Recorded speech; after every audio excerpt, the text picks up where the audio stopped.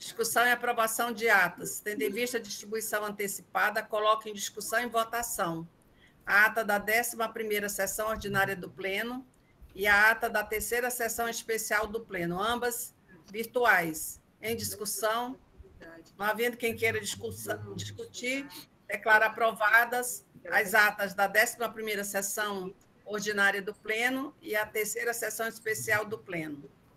Julgamento de processos. Processo SEI número 42.12.16/2017, assunto Auditoria de Conformidade, órgão Secretaria de Estado da Saúde, CESAL, responsáveis Antônio Leocádio Vasconcelos Filho e outros. Relator, conselheiro Bismarck Azevedo. Indago ao procurador de contas se quer fazer uso da palavra. Não, presidente. Com a palavra o relator para a leitura da parte dispositiva do seu voto. Vamos lá.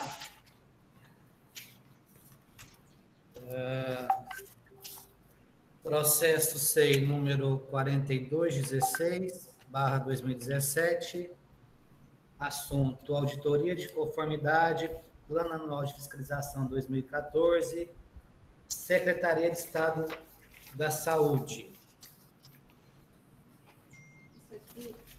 Coadunando parcialmente com o controle externo e com o Ministério Público de Contas e considerando o lastro probatório existente nos autos, voto nos seguintes termos: pela exclusão das responsabilidades dos senhores Hiperion de Oliveira Silva, Gerlane Bacarim, Lenir Rodrigues Lutgardes Moura, Maria Perpétua S.G. Magalhães, Tirone Mourão Pereira, Cláudio Galvão dos Santos, Valdenice Campina dos Santos, Paulo Sérgio da Silva Maia, Carlos Wagner Briglia Rocha, Edson Prola, Manuel Leocádio de Menezes, Eugênia Glauci Moura Ferreira, Fernanda Silva Riso Aguiar, Ebson Jairo Ribeiro Bantim, Luiz Renato Maciel de Melo, Haroldo Eurico dos Santos, Francisco Sá Cavalcante, Pedro P.K. Barroncas, Fernando Edson Olegário Gomes e Josimar Lins Pereiras. Esse eu estou expondo a responsabilidade. Item 2, pela ilegalidade das situações elencadas nas questões de 1 a 4 do relatório de auditoria número 062/2015. 3, pela aplicação da multa prevista no artigo 2 da Lei Orgânica deste Tribunal, combinado com o artigo 292, inciso 2 do Regimento Interno do Tribunal de Contas do Estado de Roraima, no valor de 30 UFERs aos senhores Antônio Leocádio Vasconcelos Filho, André Luiz Pereira Meira e Flávio Marcos Moreira Leite, a ser recolhida ao Fundo de Modernização deste Tribunal de Contas, em razão do achado da questão 1,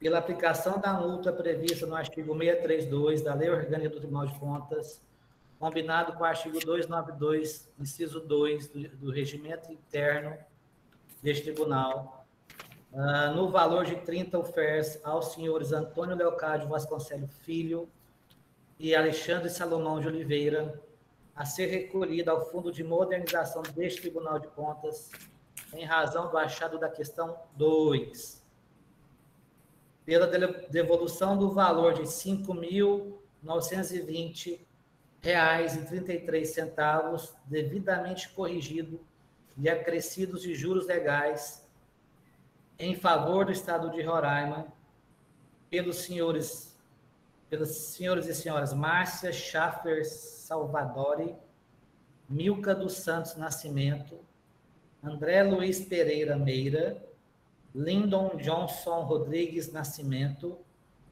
e Rogério Cos, de forma solidária e nos limites de suas responsabilidades, conforme quadro 1 do presente voto, em razão da emissão e atesto irregular das requisições apontadas no achado da questão 3. Item 6.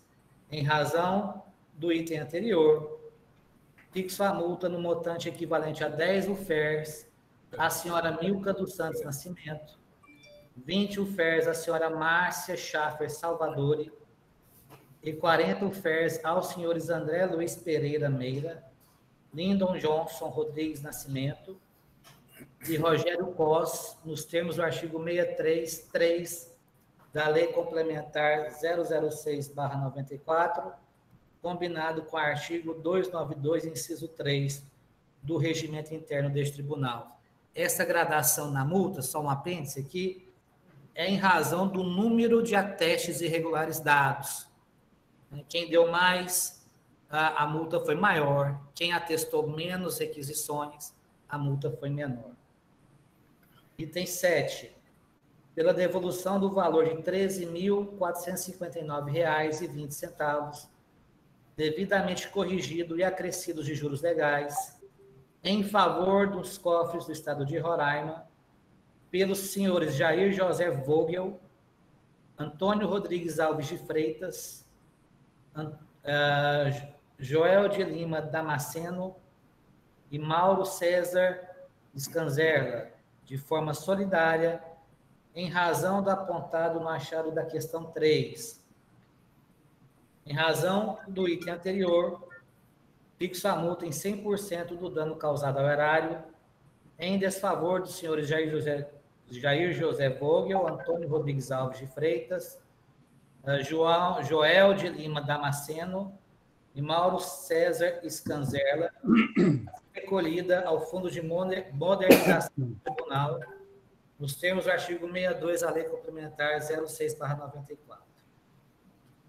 Pela aplicação da multa prevista no artigo 63, inciso 2 da Lei Orgânica deste Tribunal, combinado com o artigo 292, inciso 2 do Regimento Interno, no valor de 30 UFERs aos senhores Antônio Leocádio Vasconcelos, Alexandre Salomão de Oliveira, Estênio Nascimento da Silva, Alisson Bruno Matias Lins, Douglas Henrique Teixeira e Sálvio de Almeida Alcoforado Filho, a ser recolhida ao Fundo de Modernização deste Tribunal de Contas, em razão do achado da questão 4, pela fixação do prazo de 30 dias para que os responsáveis comprovem o recolhimento das multas aplicadas, nos termos do artigo 24, inciso 3º, a linha A, e 26 da Lei Complementar 06/94, combinado com o artigo 215, inciso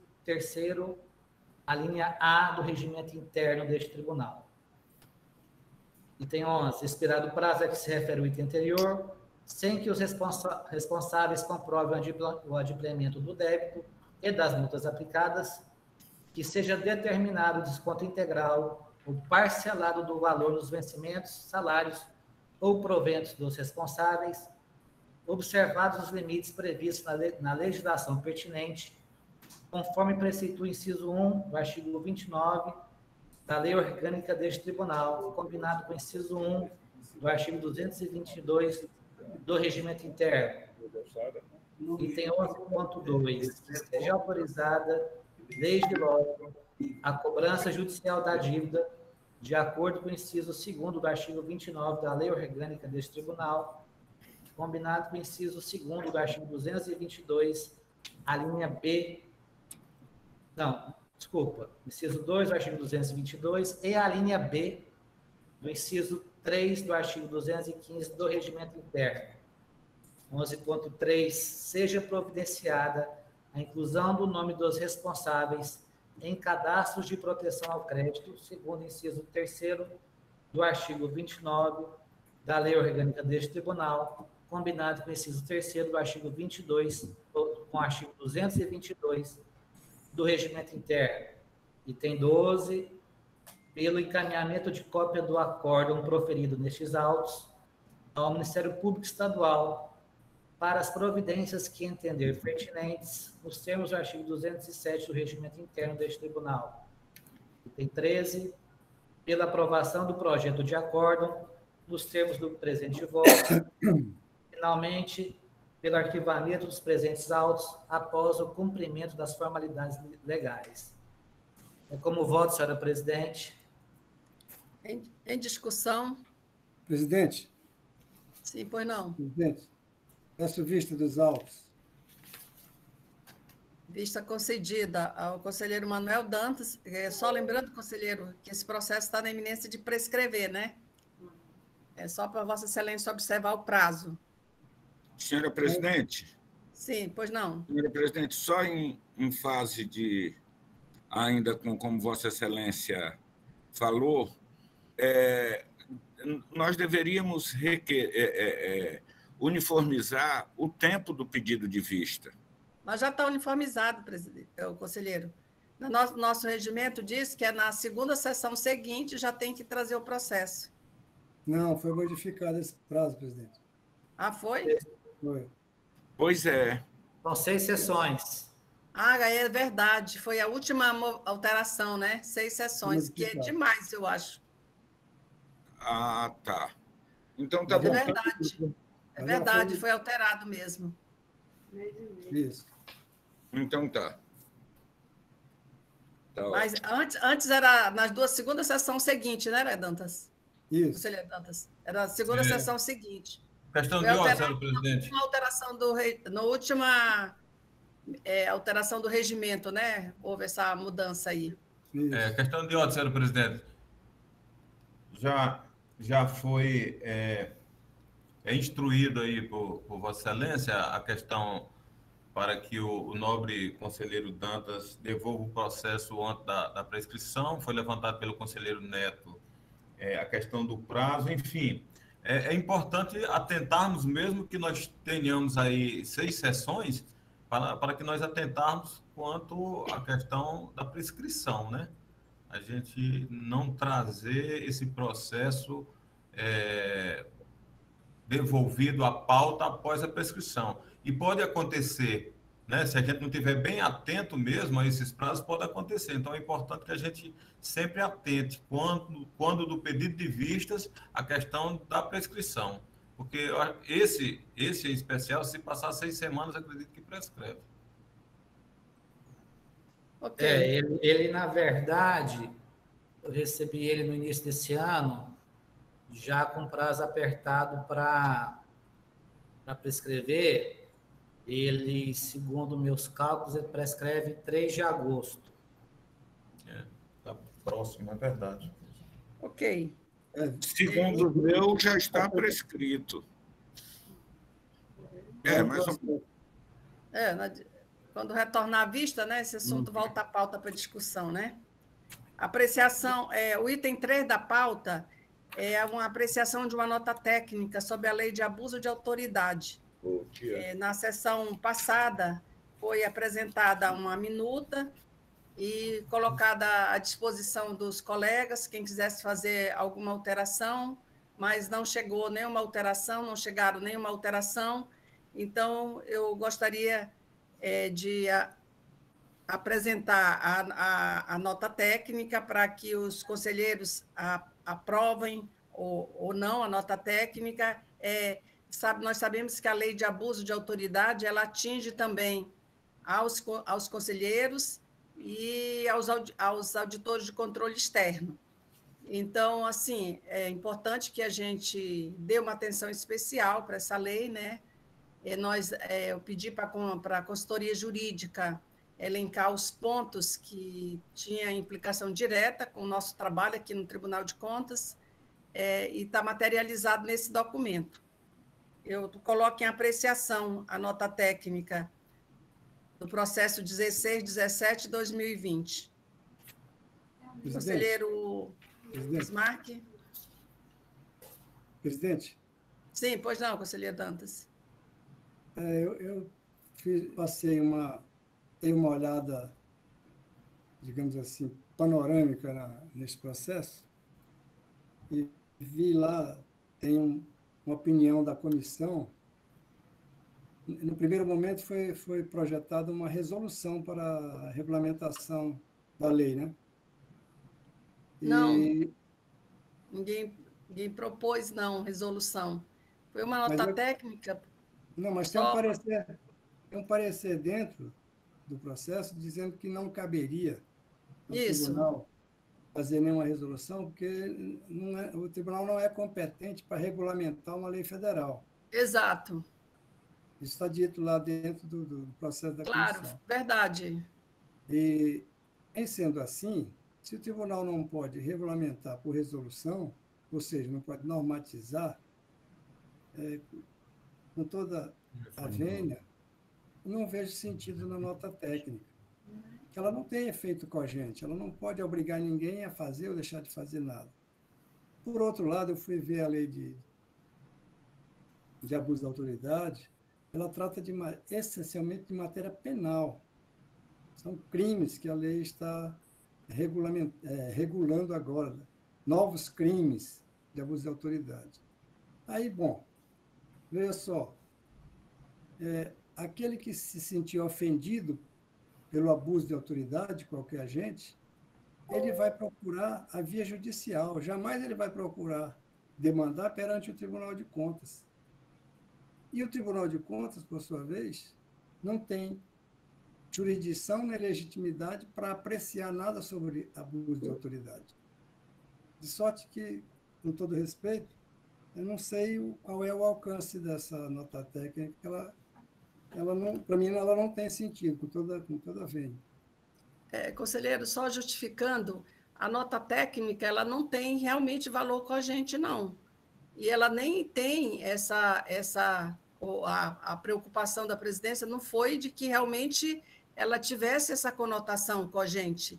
Foi no sentido de que nós, como de certa forma, seremos alcançados pela essa lei de abuso de autoridade, a gente tivesse um olhar mais aprofundado, foi uma contribuição que eu entendi que a presidência tinha que colocar, né, aos pares para que eles tenham um aprofundamento, principalmente a questão que eles, não sei se vocês percebem aí, ele fala nessas é uma nota de caráter orientativo, é isso, presidente? Denúncias de ouvidoria, ele fala da demora excessiva de pedido de vista. Então, ela tem uma série de questões que implicam na nossa função. Então, em função disso, foi uma nota técnica no sentido de colocar os principais pontos que afetam aqui o Tribunal de Contas. A maioria dos tribunais de contas estão adotando esse procedimento de fazer uma nota técnica justamente para dar essa orientação, mas ela não tem força cogente nenhuma. Longe tem o caráter orientativo, é isso? Isso. Só assim de aprofundamento para que os colegas, né, tivessem maior preocupação. Eu sei que todos são responsáveis, são preocupados, mas em função de ser uma legislação nova, é importante que a gente tenha esse aprofundamento nessas questões, que a gente tem que ter esses cuidados mais do que nunca agora. Mas, é claro, o plenário é soberano, se entender que a nota técnica não tem valor nenhum, não pode ser, não tem motivo de ser apreciada, o plenário decide sobre o assunto. A posição da presidência não foi de criar legislação, até porque no parecer está bem claro de que, como se trata de uma matéria de fundo penal, de questão penal, nós não temos competência para fazer resolução, nem nenhum instituto que tenha essa força. A nota técnica é um aprofundamento da lei sobre os assuntos que diz respeito ao Tribunal de Contas. Mas o assunto está em discussão e, se os colegas entenderem que não há necessidade de aprovação da nota técnica, o plenário não...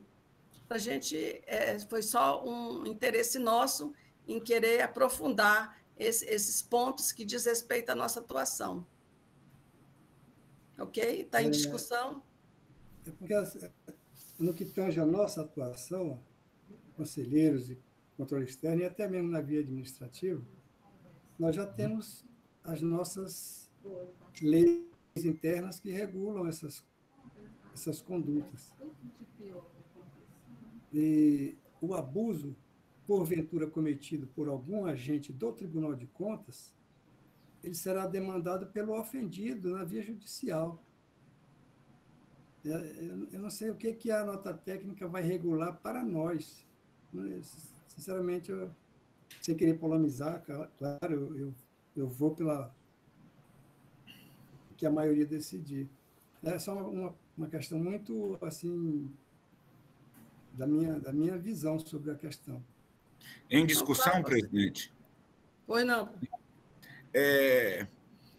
A administração pública, né, o gestor público, tem-se que, dentro dos princípios da administração, o da impessoalidade, né? A administração pública, um dos princípios é a impessoalidade.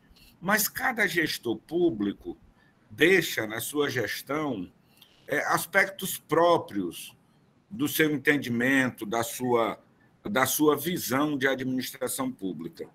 A conselheira Silene, à frente do tribunal, é o que a conselheira Silene sempre foi, assim, esmerada, detalhista, preza sempre por uma advertência maior, um pedido de providência sempre maior sobre os aspectos funcionais do tribunal. Eu parto do princípio do que o que abunda não prejudica. O conselheiro Dantas tem razão quando fala praticamente da não objetividade real da nota técnica. Mas, por outro lado, é uma marca da presidente regulamentar, é uma marca da presidente botar em papel o entendimento. E eu tenho um conceito comigo. Eu acho que tudo que um presidente da corte entender fazer que não seja ilegal, já que a ele foi confiado a administração pelo período do mandato, eu não me oponho. Eu me oporia no caso de eventual ilegalidade praticada por um presidente. Mas, se nós elegemos um presidente pelo período de 2 anos, esse administrador do tribunal tem que dar a sua contribuição na forma de como ele é, na forma existencial dele. Essa nota técnica é bem a cara da presidente. Ela busca o perfeccionismo, busca colocar as coisas bem explicadas, talvez pelos quase 40 anos de magistério que teve, ela é bem educadora, né? Então, eu entendo essa nota técnica com esse perfil da atual administração, como não é ilegal, né? Como não nos vai causar nenhuma demanda judicial a existência dessa nota técnica, eu antecipo meu voto a favor da nota técnica. É uma ação de governo da presidente, é uma ação dela como no exercício da presidência, que não é ilegal. Então, o que abunda não prejudica. Eu entendo as preocupações do conselheiro Dantas, que realmente fazem sentido pelo lado pessoal dele, de como ele vê a administração pública, mas, no caso, nós estamos sob a administração da presidente, que para ela faz sentido e não é ilegal. Então, eu acompanho a presidente na nota técnica, já antecipando o meu posicionamento sobre a matéria. Eu também gostaria de fazer uma colocação. Eu me associo aqui às palavras do Netão, entendeu? E, inclusive, elogiar a preocupação da nossa presidente, sempre no sentido, entendeu? Porque essa é uma preocupação da presidente, no sentido de que a gente não passe desapercebido em relação a essa lei de autoridade, de abuso de autoridade, entendeu? E é uma preocupação dela, entendeu? Então, com nós também, os outros conselheiros, no sentido de que chamar a atenção para que a gente possa estar atento a essa lei, para que a gente não possa ser surpreendido amanhã, entendeu? Em função disso. Então, eu também acompanho ao voto do conselheiro Netão e parabenizo a presidente pela atitude de estar sempre preocupada, entendeu, com a gestão do tribunal, inclusive com os demais colegas conselheiros.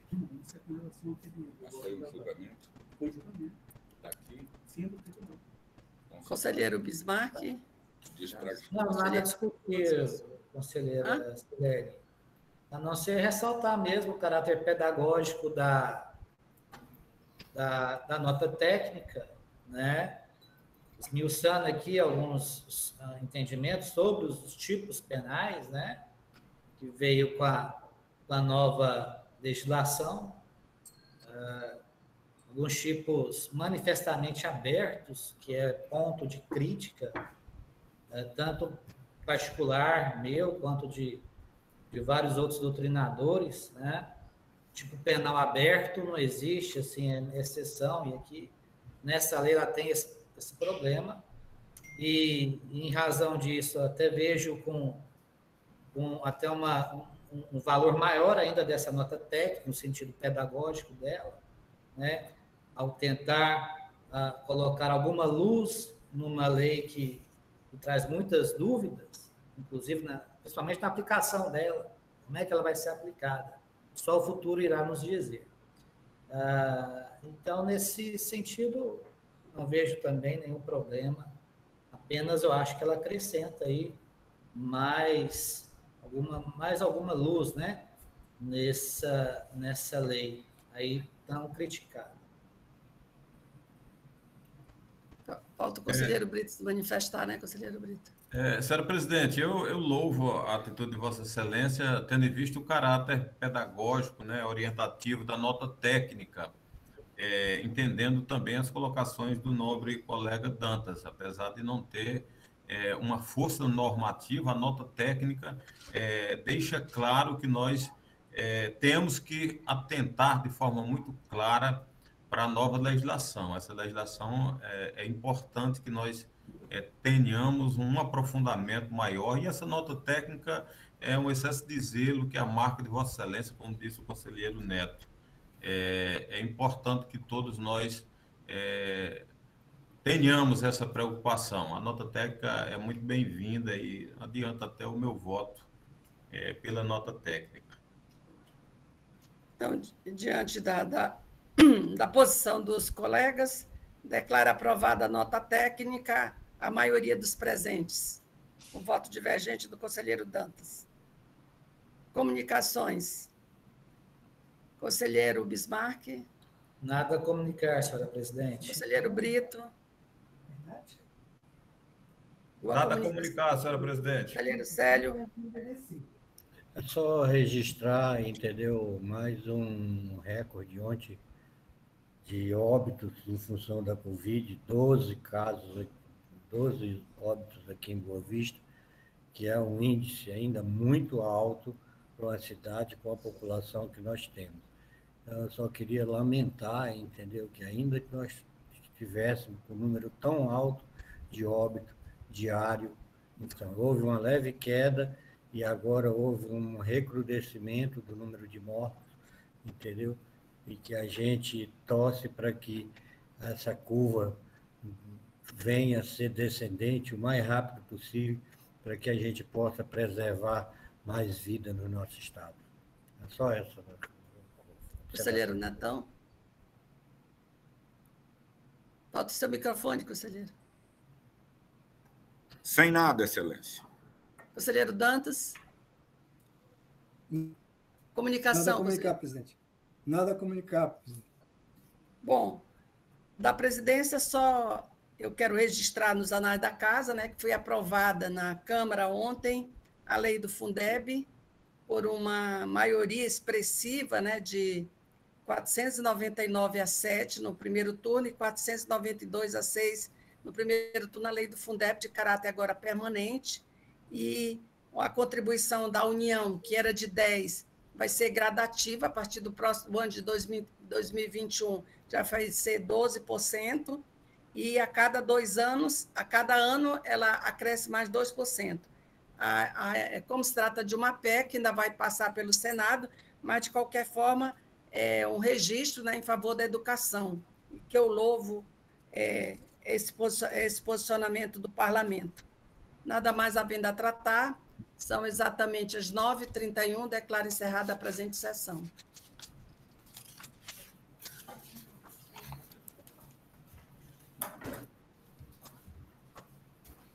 Antes de novo.